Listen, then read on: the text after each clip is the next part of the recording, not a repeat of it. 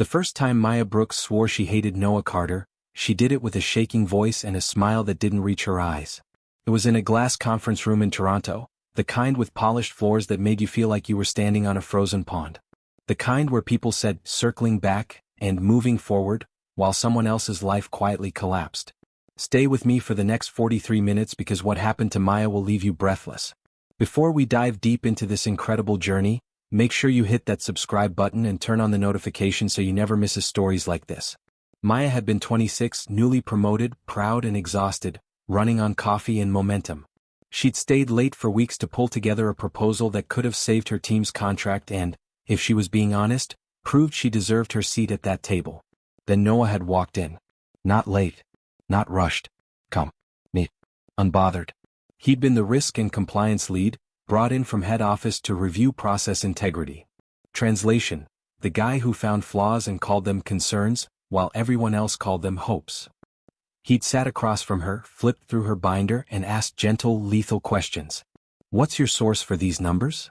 Do you have written approval for this vendor? Why wasn't this conflict disclosed? Maya had felt her stomach drop with each page he turned. And when the meeting ended, when her boss's face had gone tight and the conversation had shifted into a tone she recognized from other people's bad days, Maya watched Noah close the binder like it was nothing more than paper. The contract was paused. The proposal was shelved. Her boss needed someone to take responsibility. Somehow that someone became Maya. 2 weeks later she was out. Noah didn't yell at her. He didn't gloat. He didn't even look pleased. He just did what he came to do, then vanished back into whatever calm world he lived in.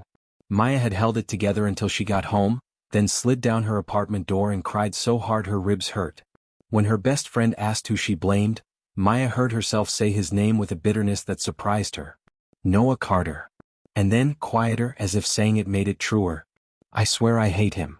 She had meant it.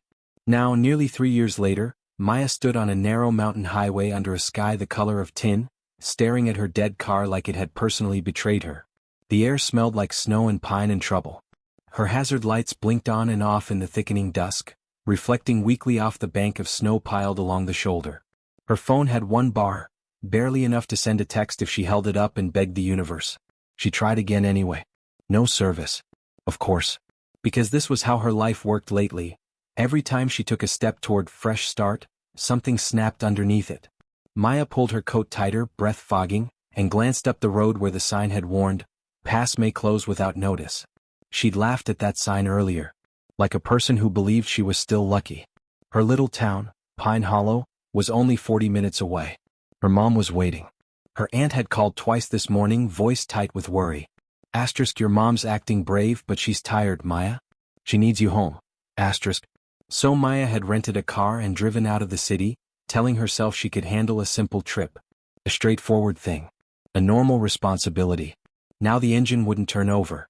She tried one last time, turning the key until it clicked, then stopped before she drained whatever battery was left. The silence that followed felt huge. Snow began to drift down, slow and soft at first, like the sky was testing her. Maya stared out at the empty road. No cars. No houses. Just trees and snow and the faint outline of mountains rising like a wall. She swallowed. Okay, she whispered like the word could build a plan. She opened her trunk and grabbed her emergency kit, blanket, flashlight, granola bars, the tiny shovel she'd once teased her friend about buying.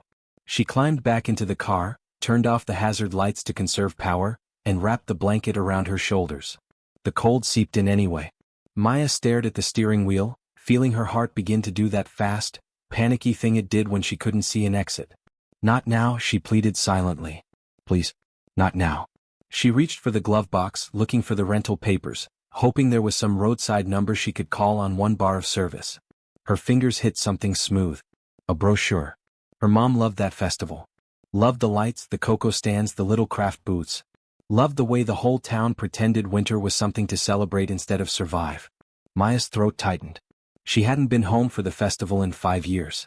She told herself she was too busy, which had been true in the way people used truth to hide fear. Too busy building a life she could be proud of. Too busy proving she wasn't the girl who came from a small town with a struggling bookstore and a mom who worked too hard. Then everything had fallen apart anyway. The snow thickened. Maya's phone buzzed once, a sudden sound that made her jump. One bar flickered into two. She lifted it quickly, thumbs flying. Aunt Joe asterisk asterisk, where are you? Your mom keeps looking out the window like she's waiting for you to walk in. Asterisk. Maya's chest squeezed. She typed back fast. Asterisk, car trouble on the pass. I'm okay. Trying to get help. Asterisk. The message didn't send. A spinning circle. Then nothing. Maya exhaled sharply, frustration stinging her eyes. Outside, the wind picked up, pushing snow sideways now. She considered her options, which were basically 1. Stay in the car and hope someone comes by. 2. Walk, which was a terrible idea with dusk falling and the weather turning. Maya leaned her forehead against the steering wheel. And then headlights appeared through the snow. At first she thought she was imagining them. Then the beams grew brighter, cutting through the drifting white like a promise. A vehicle slowed. Pulled in behind her. Maya's heart pounded. The driver's door opened and a tall figure stepped out, shoulders hunched against the wind, moving with a kind of steady purpose that made her feel, against her will, a tiny bit calmer. He walked toward her car. Maya watched him through the windshield, trying to make out his face. He was wearing a dark coat, gloves, and boots that crunched in the snow. His hair was dark, damp at the edges, and he moved as if he belonged out here. As he reached her window, he lifted a hand in a small, non-threatening wave. Maya rolled the window down an inch, cold air rushing in. Hey, the man said. His voice was low. Familiar. Maya's stomach dropped so fast she felt it in her knees. No. He leaned closer and the dashboard light caught his face. Calm eyes. Strong jaw. The same quiet expression that had watched her career implode like it was a weather report. Noah Carter. Maya stared at him, stunned. Of all the people on Earth. Of all the roads. Of all the stupid timing. Noah's brows drew together as if he'd recognized her too and was trying not to show surprise. Maya, he said as her name belonged in his mouth. Her throat went dry. Noah. A beat of silence. Snow tapped against the roof like impatient fingers. Noah glanced at her car. You okay? Maya let out a humorless laugh. Do I look okay? Noah didn't rise to it. He just nodded once, calm. What happened? The car died, Maya said sharply. In case you didn't notice. I noticed, he replied evenly. He looked past her at the dashboard. Any warning lights? Maya blinked. I don't know. It's a rental. Noah nodded again like that explained everything. Pop the hood.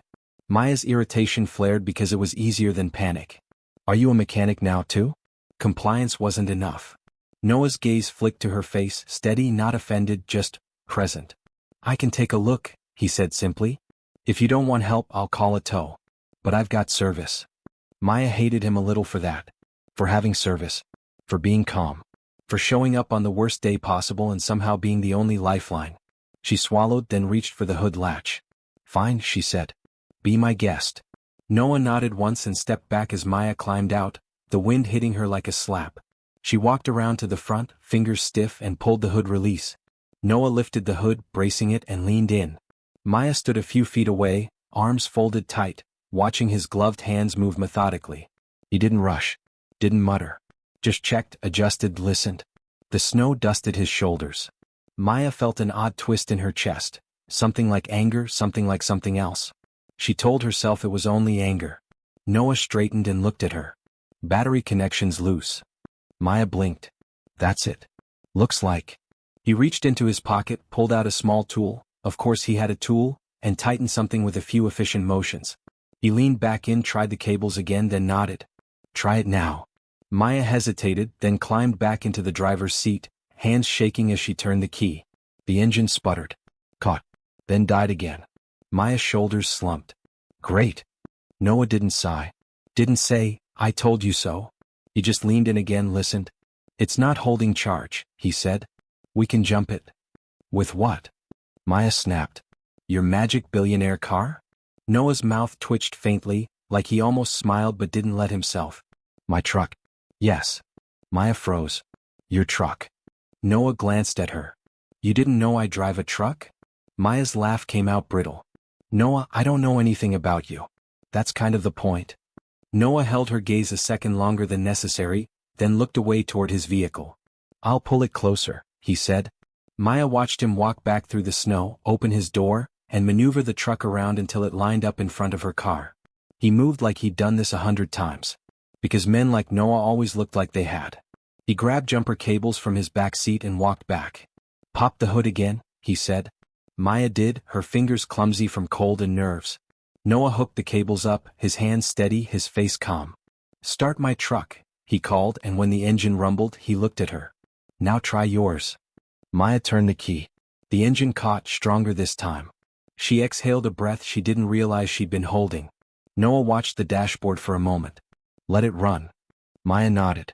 The wind whipped snow into her face and she flinched, turning slightly away. Without thinking, Noah stepped closer, blocking the gust with his body. Not dramatic. Just positioned himself between her and the wind like it was instinct. Maya's chest tightened.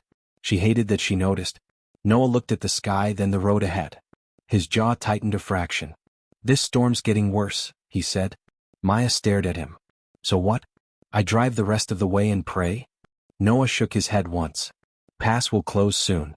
If it hasn't already." Maya's heart dropped. "No." Noah pulled his phone out, checked it, then looked at her.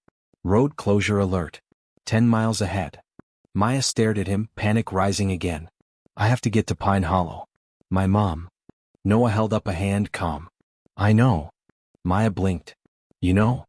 Noah's gaze softened slightly. "Your aunt called me." Maya's stomach dropped again, but this time with confusion. "Why would my aunt call you?" Noah hesitated, then said, "I'm headed to Pine Hollow too." Maya stared. "Why?" Noah looked toward the mountains. "Work. Meeting with the town council." Maya's laugh came out sharp. "Of course you are." Noah's eyes flicked back to her, steady. "Your mom's okay?" Maya blinked at the question, caught off guard by the gentleness in it. She's not great," Maya admitted, voice tighter than she wanted. "She's pretending she's fine. But she's tired. And she needs me there."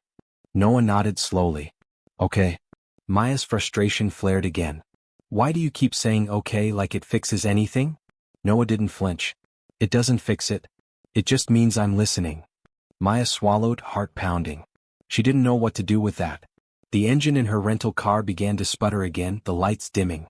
Noah's gaze shifted to it. "Battery's failing. You won't make it to town. Not like this." Maya's throat tightened. "So what am I supposed to do?" Noah looked at her, calm as winter. "There's a lodge 2 miles back," he said. "Off the service road. We can wait out the storm. I'll call your aunt from there. Tell her you're safe." Maya stared at him. "We?" Noah's expression didn't change. "It's safer together." Maya's chest tightened with resentment and fear and the strange vulnerability of being trapped in a plan she didn't choose. "I'd rather freeze alone," she muttered. Noah's gaze held hers, steady. "You won't." Maya bristled. "Excuse me?" Noah's voice stayed low, grounded. "I'm not leaving you on the pass." The words landed heavier than they should have. Maya looked away quickly, blinking against the sting in her eyes. "I hate you," she said, quiet but sharp like a shield. Noah paused, then nodded once. "I know." And something in the way he said it, like he didn't argue, like he didn't defend himself, made her anger wobble. Noah motioned toward her car. "Turn it off. Grab what you need." Maya stared at him. "My car." "We'll lock it," Noah said. "Storm's coming. We need to move." Maya wanted to fight. Wanted to insist she could do this alone. But the snow was thick now, the sky darkening, and her hands were shaking. So she grabbed her bag, locked the car, and followed Noah to his truck. The heater blasted warm air the moment she climbed in, and Maya's whole body sagged with relief she refused to admit out loud. Noah drove slowly, carefully, his hands steady on the wheel. Maya stared out the window, watching the snow swallow the road behind them. She felt like she'd been swallowed too. A few minutes passed in tense silence. Then Maya couldn't stop herself. "Why is the town council meeting with you?" she asked, suspicion lacing every word. Noah didn't glance at her. "Project proposal." Maya's jaw tightened. "What kind of project?" Noah hesitated, then said, "A redevelopment plan." Maya's stomach dropped. Her mother's bookstore sat on Main Street, in one of the oldest buildings in town. The kind developers loved to revitalize right out of existence. Maya's voice sharpened. "You're here to bulldoze Pine Hollow." Noah's jaw flexed. "No." Maya scoffed. "That's literally what redevelopment is." Noah kept his eyes on the road. "Not always." Maya's laugh was bitter. "Spare me." Noah was quiet for a beat, then said, "I'm not your enemy, Maya." Maya turned toward him, anger rising. "You sure about that?" Because last time you walked into my life, you destroyed it. The truck went very quiet except for the hum of the heater and the whisper of snow against the windows. Noah's grip tightened slightly on the wheel. He didn't look at her right away. When he finally did, his eyes were steady but something in them had hardened, hurt maybe, or restraint under pressure. I didn't destroy your life, he said quietly. Maya's throat burned. Oh really? Noah's voice stayed calm but firm. I flagged a compliance breach.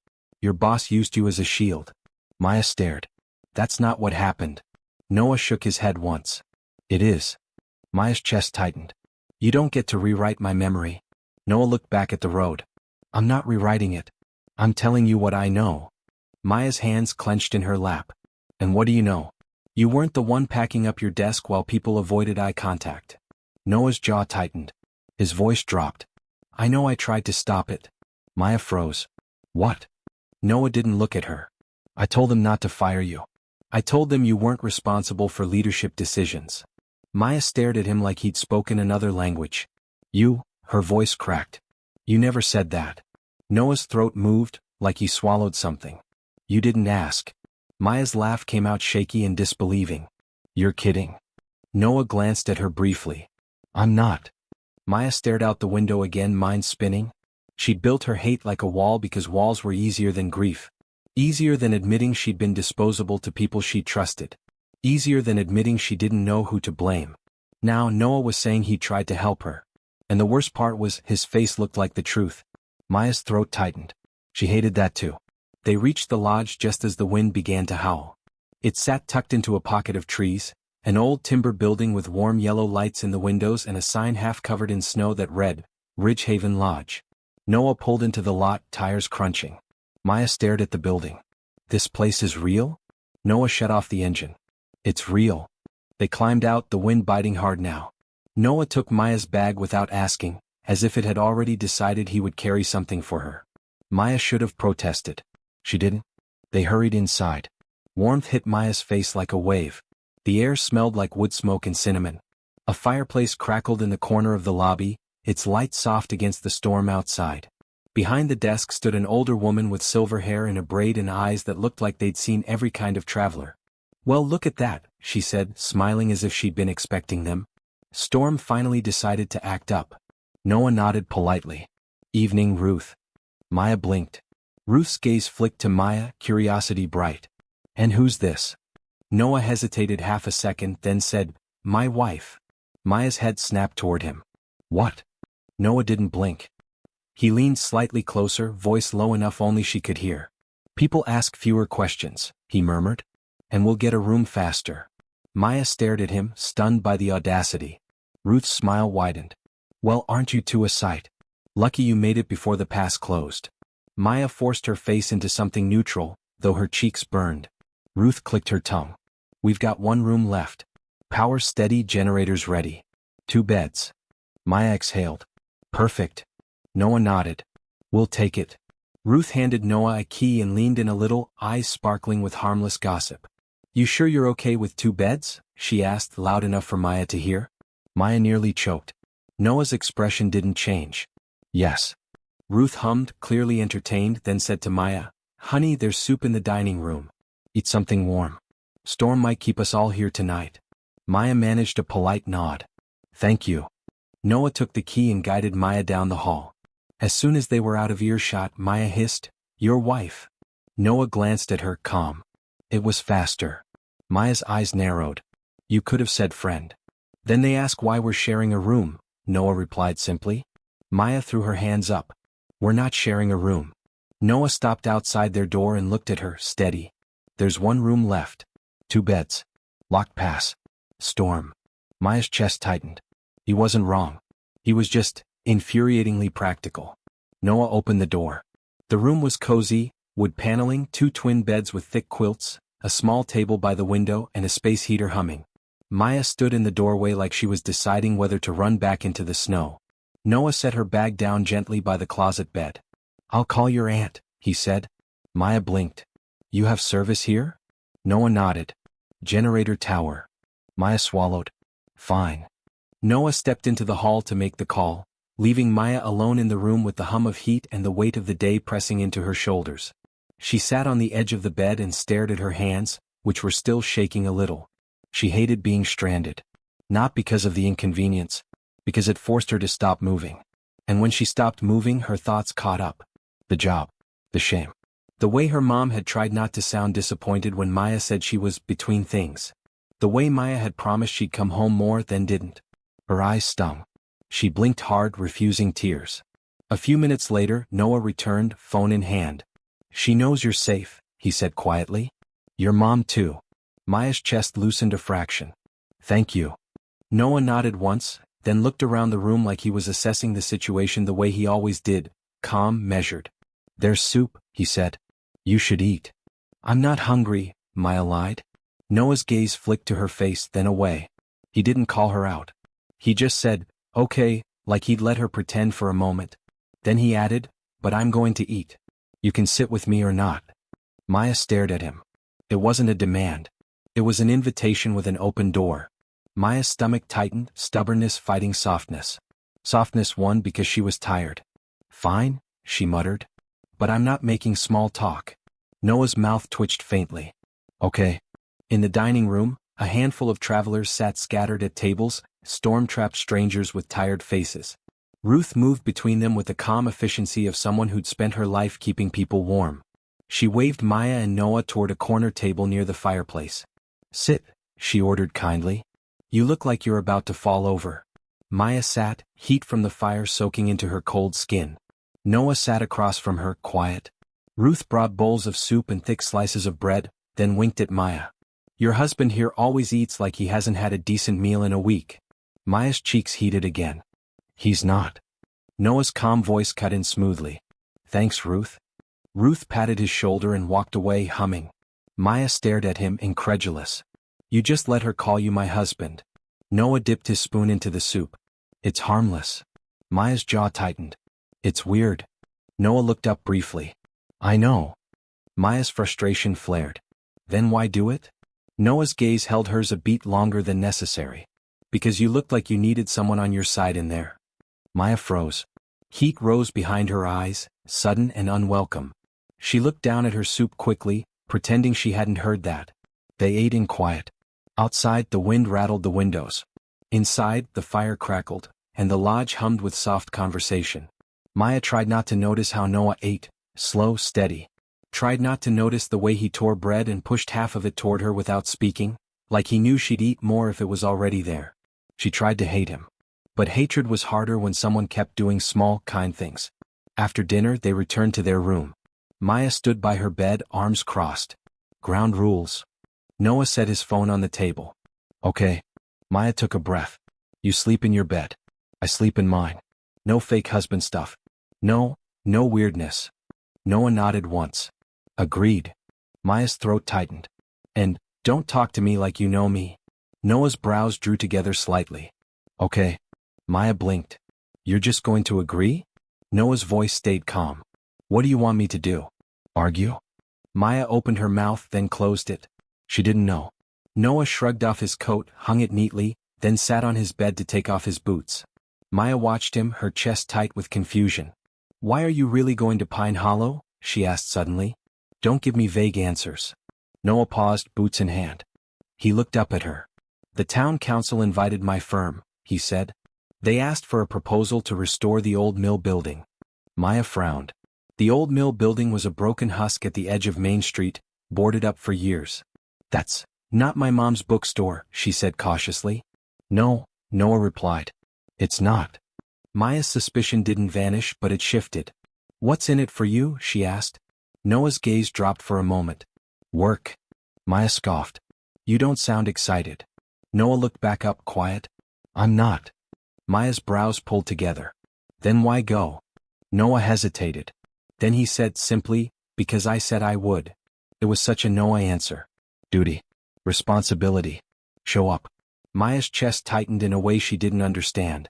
She turned away, pretending to adjust her scarf even though she wasn't wearing one. The storm hit harder around midnight. Maya woke to the sound of the wind shouting against the building like it wanted in. For a few seconds she didn't know where she was. The unfamiliar ceiling, the dim light from the hallway, the shadow of the other bed. Then she remembered. Stranded. Lodge. No. Her stomach tightened. Maya turned on her side, pulling the quilt up. Her thoughts were loud in the dark. Her mom's tired eyes. Her aunt's tight voice. The shame of coming home without a plan. The fear that she was only coming back because she'd failed everywhere else. The wind rattled again and something inside Maya cracked. Not fully. Just enough. She swallowed hard, eyes stinging. Across the room, Noah shifted. Maya froze, hoping he was asleep. Then his calm voice came through the darkness. You okay? Maya stared into the dim, throat tight. Yes. Pause. Noah didn't push. He just said quietly, okay. Maya's eyes stung harder. She hated that okay sounded like he was leaving space instead of walking away. The silence stretched. Then Maya's voice slipped out, smaller than she meant it to be. I hate coming home like this. Noah didn't speak right away. When he did, his voice was low. Like what? Maya swallowed. Like, I'm a problem. Like my life fell apart and I'm crawling back to the only place that can still love me. The words hung in the air, raw and honest. Maya's chest tightened with the urge to take them back. Noah's bed creaked softly as he sat up. He didn't turn on a light. Didn't make it dramatic. He just spoke into the dark. Your mom doesn't think you're a problem, he said. Maya's laugh was shaky. You don't know my mom. Another pause. Then Noah said something that made Maya's breath catch. I do. Maya turned, staring toward him. What? Noah's voice stayed calm. She came to Toronto once. Maya's heart pounded. When? The week after you got let go, Noah said quietly. Maya froze. Noah continued, voice steady, restrained. She came to our office. Asked to speak to the person who took her daughter's job. Maya's throat tightened so fast she could barely breathe. She did. Noah's voice softened by a fraction. She did. Maya's eyes filled. What did you say to her? Maya whispered. Noah exhaled slowly. I told her the truth. Maya's chest hurt. Which is? Noah's voice was quiet, deliberate. That I flagged a problem. That I didn't choose you as the solution. That your boss did. And that I disagreed. Maya swallowed hard, tears slipping free. Noah's bed creaked again, and Maya realized he'd stood up. He didn't come close. He just moved a few steps toward the window as if giving her space to feel what she needed to feel. I didn't tell you, he said, voice low, because it wouldn't have fixed what happened. And I didn't think you'd want to hear anything from me. Maya's throat burned. I swore I hated you, she admitted, voice breaking. Noah was quiet for a beat, then said softly, I know. Maya pressed her fingers to her mouth, trying to steady herself. The wind rattled the building again, loud enough to cover a sob. Then Maya whispered, I didn't just lose the job, Noah. Noah didn't interrupt. Maya's voice shook. I lost my confidence. My sense of direction. I felt like everyone was watching me fail. Like I wasn't who I thought I was. Silence. Then Noah's voice, simple and grounded, that's a lot to carry. Maya's breath hitched at the softness of it. Noah didn't say, you'll be fine. Didn't offer cliches. He just said quietly, you don't have to carry this alone. Maya closed her eyes, tears slipping down. The line landed exactly where it was supposed to. She heard Noah shift again and then, soft footsteps. He stopped near her bed but didn't touch her. Maya's eyes opened in the dim. She saw his outline, tall and still. He spoke softly. Do you want water? Maya laughed weakly through tears. Oh, I'm not a toddler. Noah's voice stayed calm. No, but you're crying. Water helps. Maya stared at him, something in her chest aching. Okay, she whispered. Noah went to the small table, poured water from a pitcher, and handed her the glass carefully, like it was fragile. Their fingers brushed. Warmth. Steady. Maya took the glass with trembling hands. Noah sat down on the edge of his own bed again, keeping distance, keeping her safe. Maya drank, breathing slowly. When she lowered the glass, her voice came out small. Why do you always look like you have your life together? Noah let out a quiet breath that almost sounded like a laugh. I don't, he said. Maya blinked. You do. Noah's voice was low. I'm just good at keeping it inside. Maya's chest tightened. Why? Noah was quiet for a long moment. Then, as if he'd decided honesty was safer than silence, he said, because if I let it out, it feels like it'll swallow me. Maya swallowed hard. She didn't know what to say. So she told the truth, barely audible. I'm scared I'm going to come home and still feel lost. Noah's voice was steady. You might. Maya flinched. Noah added quickly, gentle but firm, but being lost doesn't mean you're done. It just means you're between places. Maya stared toward him in the dark. Noah's voice softened. Your mom's town is still here. Your mom's love is still here. And you're still here. Maya's throat tightened. Something in her chest loosened a fraction. The storm raged outside. Inside, the room felt warmer than before. Maya whispered, Noah? Yeah. Why did you stop? Maya asked, voice shaking. Why didn't you just let them fire me and move on? Why did you argue? Silence. Then Noah's quiet answer, because it was wrong. Maya blinked, tears gathering again. Noah added, voice restrained, and because you looked like someone who was trying harder than everyone else in that room. Maya's breath caught. She stared at the ceiling, heart pounding. For the first time in years, the hate wall in her chest showed a crack. Not because Noah suddenly became perfect, but because he'd shown up in the storm. And stayed. If you want to know whether Maya finally forgives him, or falls for him, make sure you're subscribed. Morning came pale and quiet. The storm had eased overnight, leaving the world buried in soft white. The trees outside the lodge wore snow like heavy cloaks. The sky was clearer, but the air was still sharp. Maya woke to the scent of coffee. She blinked, disoriented, then saw Noah by the small table, pouring 2 cups from the lodge's little coffee maker. He'd already showered, hair damp, sweater clean. Still calm. Still steady. Maya sat up, her chest tight with the memory of last night's tears. Noah glanced at her. Morning. Maya's voice was hoarse. Morning. He set a cup on her side of the table without a word, then sat on his bed. Maya stared at the coffee like it was a peace offering. Thanks, she said quietly. Noah nodded once. The silence between them wasn't awkward exactly. It was loaded. Maya took a sip, warmth spreading. Then she asked the question that had been gnawing at her since she'd recognized him on the pass. Why did you let me hate you? Noah blinked, caught off guard. What? Maya's hands tightened around the cup. You never corrected me. You never told me you tried to stop it. You just let me believe you were the villain. Noah stared at his own coffee for a moment. Then he said quietly, because you needed someone to blame. Maya's throat tightened. Noah lifted his gaze to hers, steady.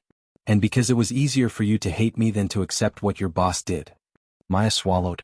And because, Noah added, voice low, I didn't feel like I deserved your forgiveness. Maya's heart stuttered. Why not? She whispered. Noah's jaw flexed slightly. He hesitated. Then he said, simple and heavy, because I've made choices I regret. And I don't talk about them. I just try to do better. Maya stared at him, her chest aching. Before she could respond, someone knocked at the door. Ruth's voice called, cheerful as ever. Breakfast in 10. And the pass might open by noon if we're lucky. Noah stood. We should eat. Then we'll head out as soon as the road clears. Maya nodded, though her mind wasn't on breakfast. Downstairs, the dining room was brighter, full of soft morning chatter. Ruth moved between tables, handing out plates like she was feeding a family. Maya and Noah ate quietly, but the air between them felt different now, less sharp, more uncertain. Like something had shifted. After breakfast, Maya stepped outside onto the lodge porch. The cold hit her cheeks and she breathed in the clean scent of snow. Noah joined her a moment later, hands in his coat pockets. They stood side by side looking at the white-draped road. Maya's voice was quiet. I still don't like you. Noah glanced at her, a faint flicker of amusement in his eyes. Okay. Maya huffed. Stop saying okay. Noah's mouth twitched. Okay. Maya glared, then, against her will, a small laugh slipped out. It startled her. Noah's gaze softened. There it is. Maya's cheeks warmed. Don't make it weird. Noah nodded. I won't. A few minutes later, Ruth waved them over. Pass is open, but you've got a narrow window. Go now if you're going. Noah thanked her, then guided Maya back to the truck. As they drove, the landscape shifted from wild trees to familiar outskirts.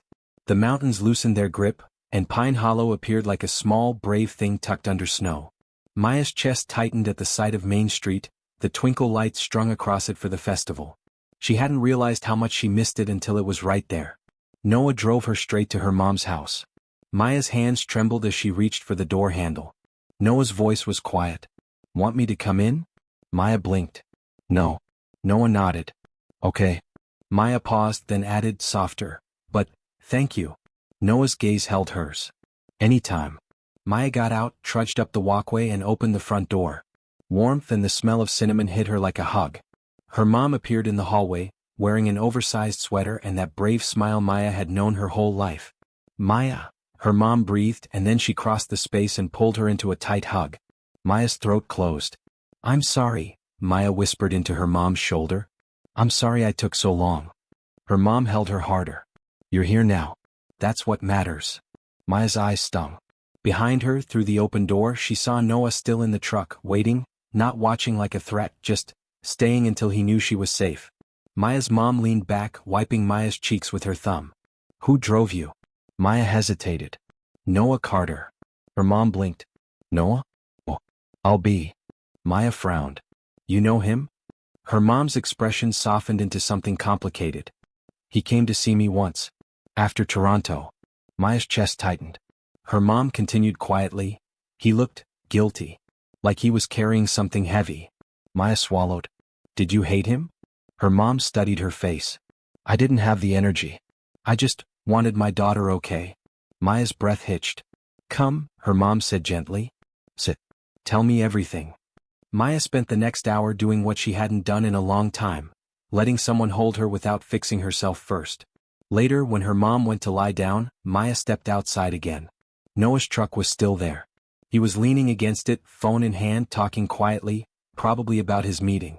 He ended the call as Maya approached. "You didn't have to wait," Maya said.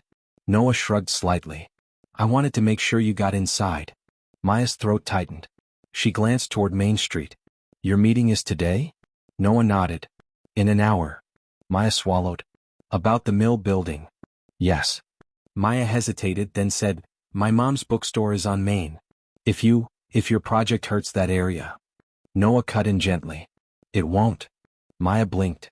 "How do you know?" Noah's gaze held hers. "Because I wrote the plan. And I designed it around protecting local businesses." Maya stared at him, stunned. Noah's voice stayed calm, grounded. "I grew up in a town like this. I know what happens when people come in and call it improvement."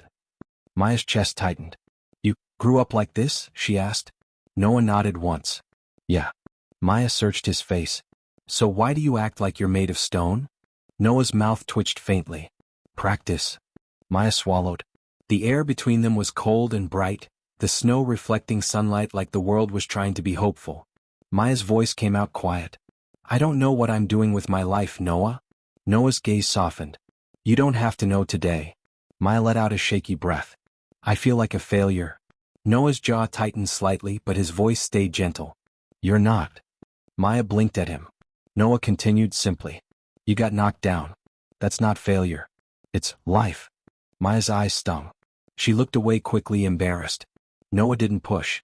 He just stood there, steady, letting her feel what she needed.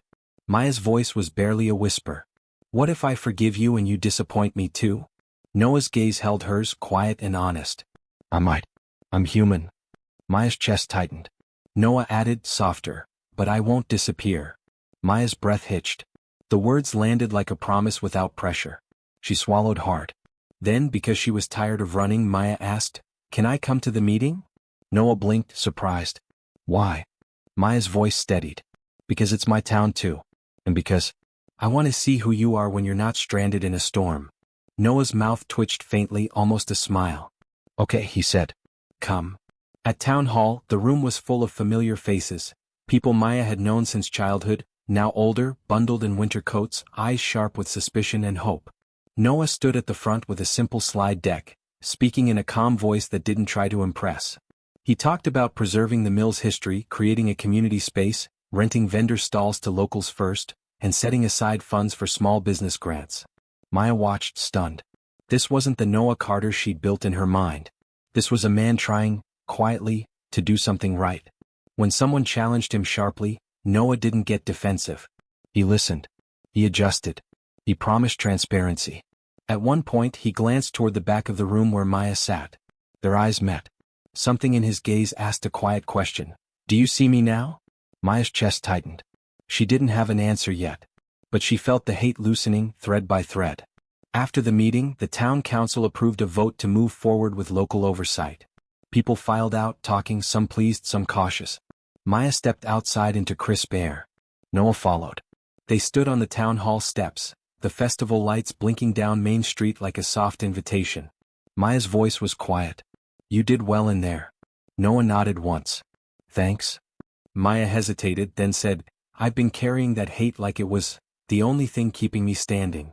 Noah's gaze softened. Hate can feel like strength. Maya swallowed. But it's heavy. Noah nodded. Yeah. Maya looked at him, wind lifting a strand of her hair. Her voice shook. I don't know if I'm ready to like you. Noah's mouth twitched faintly. You don't have to. Maya blinked. Noah continued, simple and steady. We can start with not hating me. Maya let out a small laugh, surprised. Noah's gaze warmed. The moment stretched, quiet and oddly tender. Then Maya's courage showed up, small but real. She stepped closer. Not all the way. Just enough that she could feel the warmth of him in the cold air. Her voice was barely audible. You really stayed on that pass. Noah's eyes held hers. I told you. I wasn't leaving you. Maya's chest tightened. She lifted her hand, hesitated, then gently touched his sleeve. Just a small contact, subtle but meaningful. Noah went still, like he didn't want to assume. Maya swallowed. I'm scared. Noah's voice was low. Me too. Maya whispered, if I stop running, what then? Noah looked at her like the answer was simple. Then we build, he said. Maya's breath hitched. Noah's voice stayed soft. One day at a time. One honest choice at a time. Maya stared at him, heart pounding, then said quietly, my mom's bookstore needs help. Grants, planning, something. I can't do it alone. Noah's gaze didn't waver. Then don't. Maya's eyes stung. He didn't say it like a grand promise. He said it like a fact. Like he was already showing up. Maya's voice broke. Why are you so steady? Noah's jaw flexed. His answer was simple. Because I know what it's like to lose things you love. And I don't want you to lose this. Maya blinked, tears slipping free despite her. Noah stepped closer, slow, giving her time to pull away. He lifted his hand, hesitated, then gently brushed a tear from her cheek with his thumb, one soft, careful motion. Maya froze. It wasn't dramatic. It was quiet. It felt like relief. Noah's voice was barely a whisper. You're not too much, Maya? Maya's breath caught. She leaned in, heart pounding, and pressed a soft kiss to his cheek, almost surprised by her own courage. Noah went still, then exhaled slowly. When Maya pulled back, Noah's eyes were warm and careful, like he was holding something fragile. He didn't rush into more. He just stayed, his forehead almost touching hers, voice low. If you stay, he murmured, I stay. Maya's chest cracked open with something that felt like hope. The festival lights blinked down Main Street. Snow glittered in the air. And for the first time in a long time, Maya didn't feel like running. Tell me in the comments, if you were stranded with the person you swore to hate, would you let it change your mind?